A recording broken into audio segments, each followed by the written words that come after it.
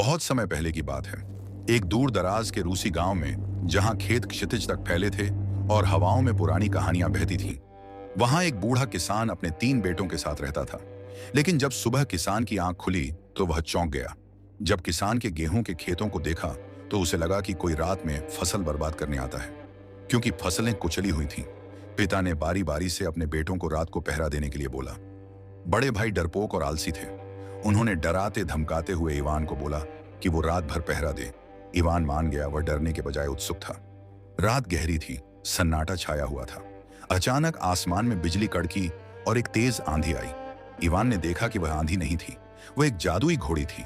उसका शरीर पिघले हुए सोने और चांदी जैसा चमक रहा था। अय्याल से आग की लपटें निकल रही थीं। वह खेत में उतरकर फसल को रौंद रही थी। इवान ने अपनी जान की परवाह किए बिना उस विशाल उग्र घोड़ी की पीठ पर छलांग लगा दी। घोड़ी ने उसे गिराने की बहुत कोशिश की। वह आसमान में उड़ी, पागलों की तरह दौड़ी, पहाड़ों के ऊपर से कूदी, लेकिन इवान ने उसकी अय्याल को मजबूती से पकड़े रखा। वह डरा नहीं, बल्कि उस रोमांच का आनंद ले रहा था। अंत में थककर घोड़ी ने हार मान ली। उसने इवान से इंसानी भाषा में कहा, मुझे छोड़ दो दयालु लड़के, मुझे अपनी आजादी दे दो और मैं तुम्हें वह दूंगी जो किसी राजा के पास भी नहीं है। इवान का दिल पसीज गया। उसने घोड़ी को कैद करने के लिए नहीं पकड़ा था, बस अपने पिता के खेत को बचाने के लिए पकड़ा था। उसने घोड़ी को मुक्त कर दिया। इवान की दया से खुश होकर घोड़ी ने कहा, तुमने मुझे बिना किसी शर्त के छोड़ा, इसलिए मैं तुम्हें 3 घोड़े दूंगी। 2 घोड़े ऐसे होंगे जो दुनिया में सबसे सुंदर और तेज होंगे, जिनके लिए राजा भी अपना राजपाट दे दे। और तीसरा एक छोटा सा कुबड़ा घोड़ा होगा। उसकी पीठ पर 2 कुबड़ होंगे, कान लंबे होंगे। वह सुंदर नहीं होगा, लेकिन याद रखना इवान, चाहे कुछ भी हो जाए, उन 2 सुंदर घोड़ों को बेच देना, लेकिन उस छोटे घोड़े को कभी मत बेचना, कभी किसी को मत देना। वह तुम्हारा सबसे अच्छा दोस्त, रक्षक और भाई बनेगा। अगली सुबह इवान को अस्तबल में 3 घोड़े मिले, 2 सुनहरे घोड़े और एक छोटा सा अजीब सा घोड़ा। इवान ने प्यार से उस छोटे घोड़े को गले लगाया। यहीं से एक अमर दोस्ती की शुरुआत हुई। इवान के भाइयों ने जब उन 2 सुंदर सुनहरे घोड़ों को देखा तो उनकी आंखों में लालच आ गया। जब इवान सो रहा था, उन्होंने उन घोड़ों को चुरा लिया और राजधानी में बेचने के लिए निकल पड़े।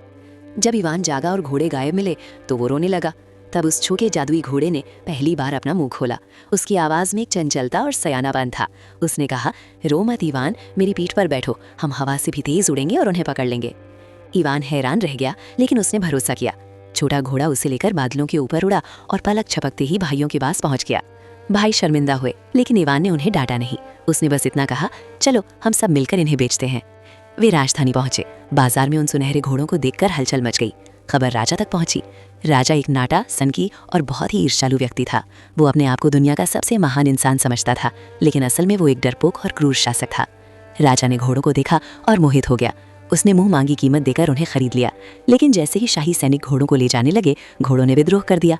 उन्होंने सबको लात मार दी और दौड़कर वापस इवान के पास आ गए। उन्होंने इवान के कंधे पर अपना सिर रख दिया। ये देखकर राजा समझ गया कि ये घोड़े सिर्फ इवान की बात मानेंगे। अपनी साख बचाने के लिए और घोड़ों को पाने के लिए राजा ने मजबूरी में इवान को शाही अस्तबल का प्रमुख नियुक्त कर दिया। ये बात राजा के पुराने वजीर को चुभ गई। वो वजीर जो अब तक राजा का खास था, उससे लगा कि एक गंदे किसान के लड़के ने उसकी जगह ले ली है। उसकी आंखों में इवान के लिए नफरत की आग जल उठी। उसने कसम खाई कि वो इवान को बर्बाद कर देगा। वजीर ने जासूसी शुरू की। वजीर राजा के पास गया और कान भरे, महाराज, ये इवान डींगे मार रहा है कि वो न केवल इस पंख को बल्कि पूरे फायर बर्ड को पकड़ कर ला सकता है। राजा, जो इवान से छुटकारा पाना चाहता था, ने सोचा कि ये बेहतरीन मौका है। फायर बर्ड को पकड़ना मतलब मौत को दावत देना।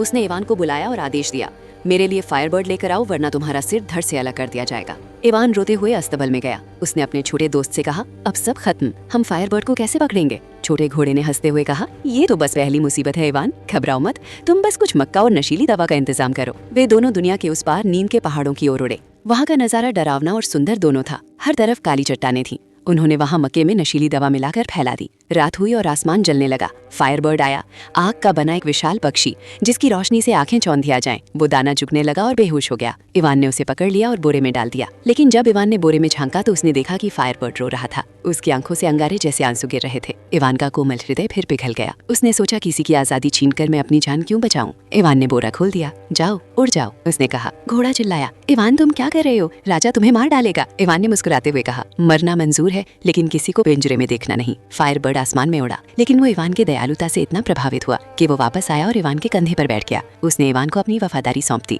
जब इवान दरबार में उस जलते हुए पक्षी के साथ दाखिल हुआ तो पूरा दरबार रोशनी से नहा गया। राजा और वजीर की जलन और बढ़ गई। इवान की जीत ने उनकी नफरत को और गहरा कर दिया। वजीर अब और भी खतरनाक योजना बनाने लगा।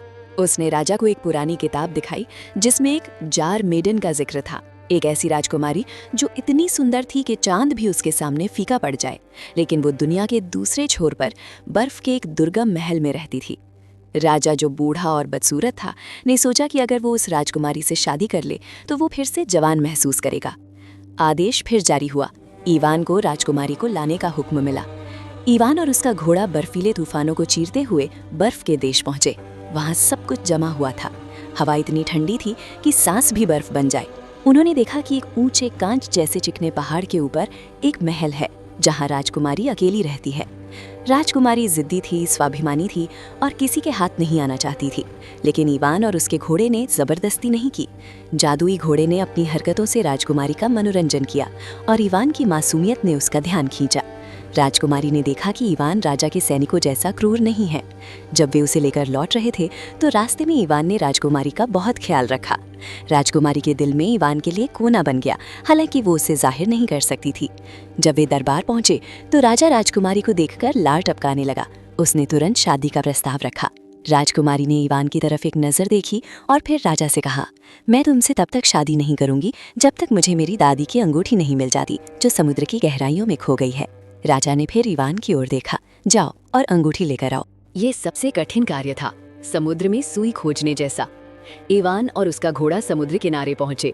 वहां उन्होंने एक विशालकाय वैल देखी। वो वैल इतनी बड़ी थी कि वो एक द्वीप बन चुकी थी। उसकी पीठ पर जंगल उगाए थे। वैल भयानक दर्द में थी, वो हिल नहीं सकती थी। उसने इवान से कराहते हुए पूछा, मुसाफिर, क्या तुम पता लगा सकते हो कि मुझे ये श्राप क्यों मिला है? मैं कब तक ऐसे ही तड़पता रहूंगा? इवान का घोड़ा, जो सब कुछ जानता था, उसने बताया, वेल, तुमने 10 साल पहले लालच में आकर 30 बड़े जहाजों को निगल लिया था। उन जहाजों में सैकड़ों बेगुनाह लोग थे। जब तक तुम उन्हें आजाद नहीं करोगे तुम्हें मुक्ति नहीं मिलेगी। वेल को अपनी गलती का एहसास हुआ। उसने पूरी ताकत लगाकर जोर से छींका। उसकी मुंह से फव्वारे की तरह पानी निकला और उसके साथ वो 30 जहाज बाहर आ गए। जहाज पर सवार लोग, जो सालों से अंधेरे में थे, सूरज की रोशनी देखकर खुशी से चिल्लाने लगे। जैसे ही वेल ने प्रायश्चित किया, वो श्राप मुक्त हो गई। वो फिर से समुद्र में तैरने के लिए आजाद थी। आभार के रूप में वेल समुद्र के सबसे गहरे तल में गई और वहां से वो केकड़े को अंगूठी लेकर इवान के पास भेज दिया। अब इवान को रिंग मिल चुकी थी। इवान ने एक बार फिर साबित कर दिया कि तलवार से ज्यादा ताकत दया और परोपकार में होती है। उसने वेल की मदद की और वेल ने उसकी। इवान अंगूठी लेकर लौटा। राजा को लगा कि अब शादी पक्की है, लेकिन राजकुमारी ने अपनी आखिरी चाल चली। उसने राजा को ऊपर से नीचे तक देखा और कहा, महाराज, आप बूढ़े हैं और मैं जवान, हमारी जोड़ी कैसे जमेगी? आपको जवान होना होगा। राजा ने पूछा, वो कैसे? राजकुमारी ने कहा, प्राचीन विधि है। 3 बड़े कड़ाहों का इंतजाम किया जाए। एक में खौलता हुआ पानी हो, दूसरे में जमा देने वाला बर्फीला पानी और तीसरे में उबलता हुआ दूध। जो इनमें बारी बारी से नहाएगा वो नव युवक बनकर निकलेगा। राजा डर गया। उसे लगा ये आत्महत्या है। वजीर ने कान में फुसफुसाया, महाराज, पहले इस इवान को इसमें कुदाते हैं। अगर ये बच गया और सुंदर हो गया तो आप भी कूद जाना, और अगर ये मर गया तो वैसे भी हम यही चाहते थे। तभी रानी उस घोड़े के पास गई। उसने घोड़े को राजा की सारी बात बताई। घोड़े को लगा अब तो इवान की मौत तय है, उसको कोई नहीं बचा सकता। लेकिन रानी घोड़े से बोलती है कि पहले घड़े से राजा को मैं बचा लूंगी और दूसरे घड़े से इवान को फायर बर्ड का पंख बचा लेगा, लेकिन तीसरे घड़े से राजा को तुम्हें बचाना होगा। तुम्हें रात को ही जाकर एक अमर फूल को तोड़कर लाना होगा जो पूरी दुनिया की चोटी पर है। छोटा घोड़ा बिना देर किए उस फूल को तोड़ने पहुंच जाता है। तभी अगले दिन को बड़े बड़े बर्तन में उबलता हुआ पानी और एक में जमा हुआ पानी और एक में उबलता हुआ दूध। राजा ने इवान को आदेश दिया, पहले तुम कूदो। पूरा दरबार सन्न रह गया। खौलते पानी से भाप निकल रही थी। इवान जानता था कि ये उसकी मृत्यु है।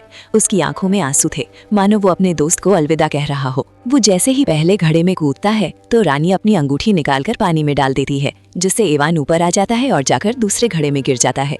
तभी फायरबर्ड का पंख उसे घड़े में आकर गिर जाता है और इवान उस घड़े से भी बाहर आ जाता है। लेकिन जैसे ही तीसरे घड़े में कूदता है वो बाहर नहीं आता। लेकिन छोटा घोड़ा जो इवान के लिए अमर पंख लेने गया था, जैसे ही घोड़ा फूल तोड़ने वाला था, फूल कहता है कि जैसे ही तुम मुझे तोड़ोगे तो तुम्हें अपनी जान देनी होगी। लेकिन घोड़ा बिना अपनी जान की परवाह किए उस फूल को तोड़ लाता है और समय से दरबार में पहुंच जाता है। एक पल के लिए सन्नाटा छा गया। सबने सोचा वो मर गया, लेकिन तभी दूध की सतह हिली और इवान बाहर निकला। वो जला नहीं था, इसके विपरीत वो बदल गया था। उसके गंदे कपड़े गायब हो गए थे, उसका चेहरा चमक रहा था। वो अब एक साधारण किसान नहीं बल्कि एक राजकुमार जैसा सुंदर और तेजस्वी लग रहा था। उसकी अंदर की अच्छाई अब उसके बाहरी रूप में भी झलक रही थी। राजकुमारी की आंखों में चमक आ गई। वो इवान को एकटक देखती रह गई। राजा ने जब ये चमत्कार देखा तो उसका लालच उसके डर पर हावी हो गया।